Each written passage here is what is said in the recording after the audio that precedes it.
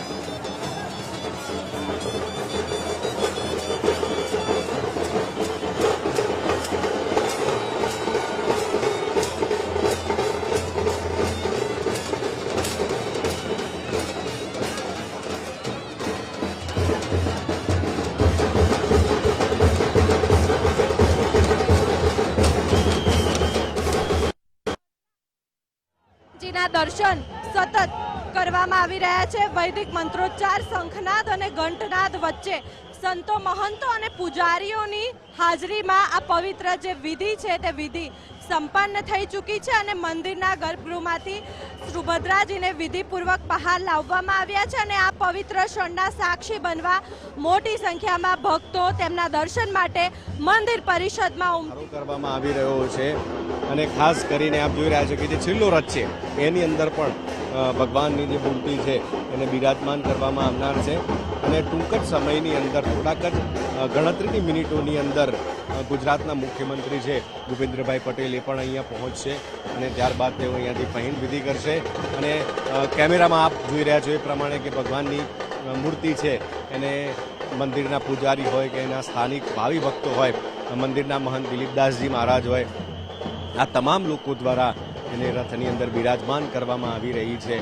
દર વર્ષની જેમ આ વર્ષે પણ એક અલગ પ્રકારનો હર્ષ ઉલ્લાસ જોવા મળી રહ્યો છે। આખા મંદિરના પ્રાંગણની અંદર ઢોલ નગારા સાથે આખું મંદિરનું પ્રાંગણ ઝૂમી ઉઠ્યું છે।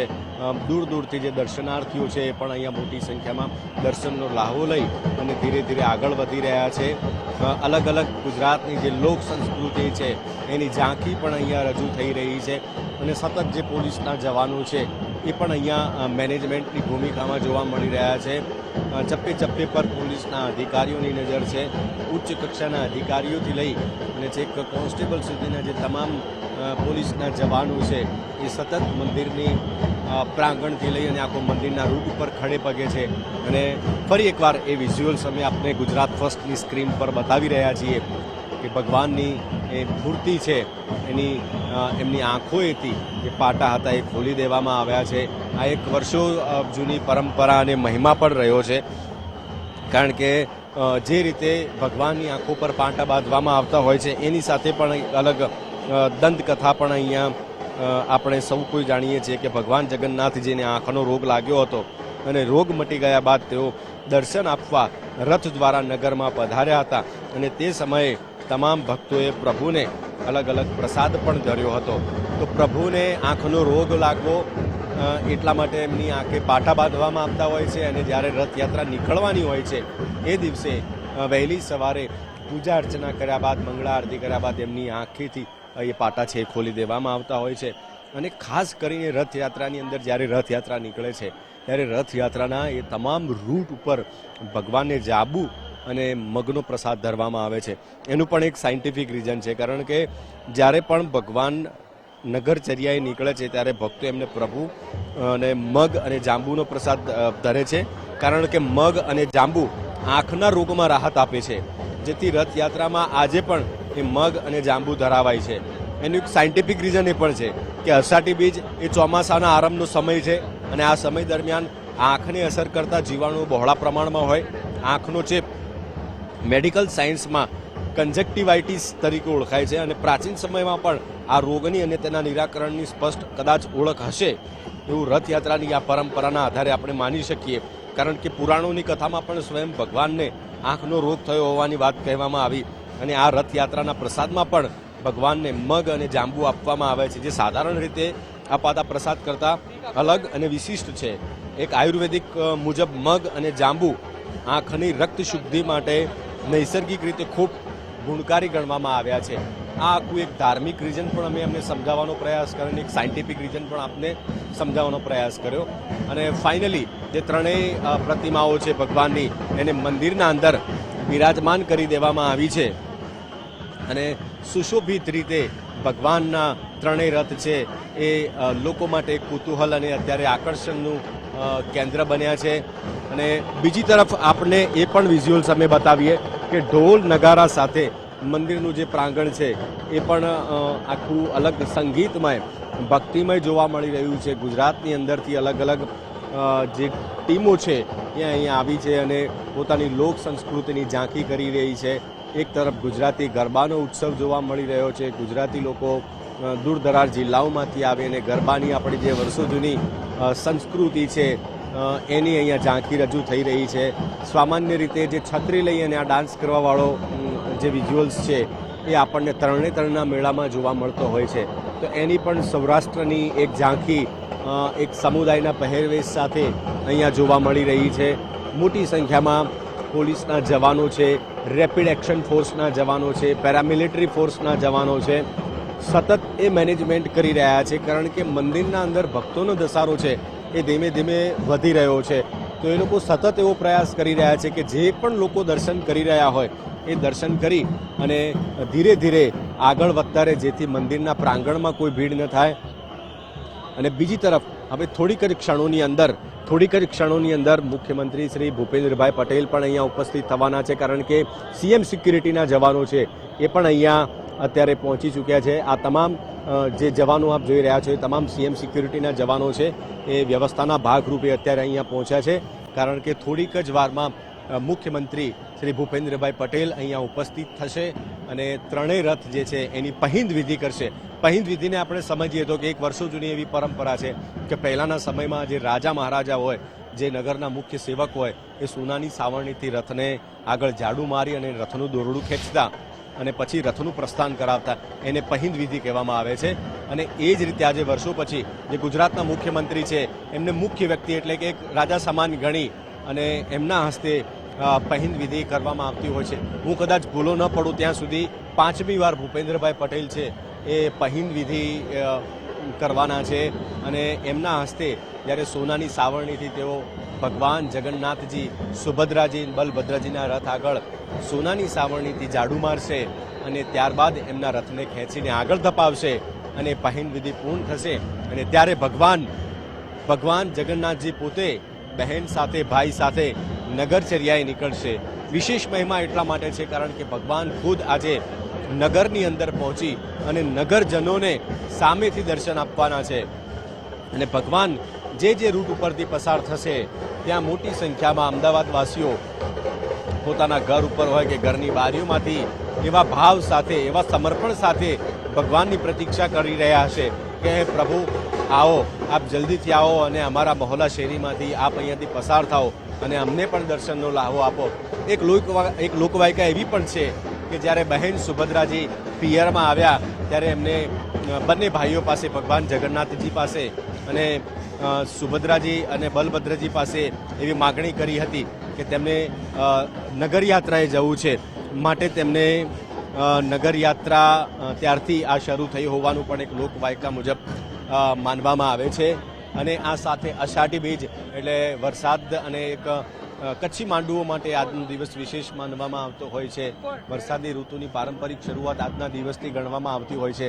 અને અત્યાર સુધીમાં એક ખૂબ એવી પરંપરા રહી છે કે જ્યારે પણ ભગવાનના રથ નગરની વચ્ચેથી પસાર થતા હોય છે ત્યારે અચૂક અમી છાંટણા જોવા મળે છે. અને હવે મંદિરના પરિસરમાં જે પોલીસના જવાનો છે એમના દ્વારા પરેડની એ તૈયારી તો ન કહી શકાય, પણ પરેડ જે શરૂ થાય એના પહેલાંનો જે આખરી ઓપ છે મંદિરના પ્રાંગણમાં ભગવાનને આ સલ્યુટ આપવાની એક લેંગ્વેજ કહો તો એ અહીંયા એની ઝાંખી થઈ રહી છે. આસપાસ અલગ અલગ ભજન મંડળીઓ હોય કે ગુજરાતના અલગ અલગ ગ્રુપ્સ હોય એ પોતાના કરતબો રજૂ કરી અને પોતાની સંસ્કૃતિની ઝાંખી બતાવી રહ્યા છે. ત્યારે પોલીસના જવાનો પણ પરેડ થકી એક ઝાંખી પોલીસના જવાનોની જે શૌર્યતા છે એને અહીંયા રજૂ કરવાનો પ્રયાસ અહીંયા થઈ રહ્યો છે. થોડીક જ ક્ષણોની અંદર ગુજરાતના જે મુખ્યમંત્રી છે ભૂપેન્દ્રભાઈ પટેલ ફરી એકવાર અહીંયા આપને જણાવી દઉં કે અહીંયા ઉપસ્થિત થશે અને ભગવાનના પ્રાંગણમાં આવી અને પહિંદ વિધિ કરશે. અને ત્રણ રથની અંદર અત્યારે બલભદ્રજીનો રથ હોય કે બહેન સુભદ્રાજીનો રથ હોય કે ભગવાન જગન્નાથજીનો રથ હોય, એમને અલગ અલગ પ્રકારના ફૂલોથી સુશોભિત કરી દેવામાં આવ્યા છે અને રથની અંદર પ્રસ્થાપિત કરી દેવામાં આવ્યા છે. બસ રાહ જોવાઈ રહી છે તો એક ક્ષણની કે જ્યાં ભગવાનને પહિંદ વિધિ પૂરી થાય ત્યારબાદ તેમને જે છે એ રથનું અહીંયા પ્રસ્થાન કરવામાં આવશે. અને મોટી સંખ્યામાં ભક્તો જે છે એ અહીંયા દર્શનનો લાહવો તો લઈ જ રહ્યા છે, પણ ધીરે ધીરે પોતાના દર્શન કરી અને પોતાના શેરી મહોલ્લા તરફ પણ તેઓ આગળ વધી રહ્યા છે અને ભગવાનને એવું આમંત્રણ આપી રહ્યા છે કે ક્યારે આપ અહીંથી જલ્દીથી અમારા વિસ્તારમાંથી પસાર થાઓ અને ફરી એકવાર દર્શનનો લાહવો એમને આપો. અને મોટી સંખ્યામાં આજના દિવસે ભક્તોને મગ અને જાંબુનો પ્રસાદ પણ વિતરણ કરવામાં આવશે. ભગવાનને તો ધરાવવામાં આવે છે, પણ સાથે સાથે મોટી સંખ્યામાં ભક્તો પણ રાહ જોઈને બેઠા હોય છે કે ક્યારે એ મગ અને જાંબુનો પ્રસાદ જે ભગવાનના ચરણોમાં ધરવામાં આવ્યો હોય એમનો લાહો એમને મળે.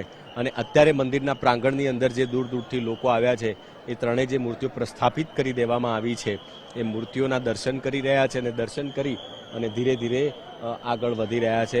ગુજરાત ફર્સ્ટ ન્યૂઝ ઉપર અમે સતત અવિરત કવરેજ કરી અને આપને અમે એ બતાવી રહ્યા છે કે જો આપ અહીંયા નથી પહોંચી શક્યા તો ઘરે બેઠા બેઠા પણ ભગવાન જગન્નાથજીના દર્શનનો લાહો આપ લઈ શકો છો. 24/7 ગુજરાત ફર્સ્ટના તમામ રિપોર્ટર છે જે રૂટ ઉપરથી પસાર થવાના છે એ તમામ રૂટ ઉપર ગુજરાત ફર્સ્ટના તમામ રિપોર્ટર ત્યાં ઉપસ્થિત છે અને પળે પળના અપડેટ આપના સુધી પહોંચાડી રહ્યા છે. અને ફરીથી જતા જતા થોડીક જ ક્ષણોની અંદર ગુજરાતના મુખ્યમંત્રી ભૂપેન્દ્રભાઈ પટેલ અહીંયા પહોંચશે અને પહિંદ વિધિ કરી અને રથનું અહીંયાથી પ્રસ્થાન કરાવશે. એ પણ આપ ગુજરાત ફર્સ્ટ ઉપર લાઈવ જોઈ શકશો. કેમેરામેન વિક્કીની સાથે જેડી ગુજરાતી, ગુજરાત ફર્સ્ટ, અમદાવાદ.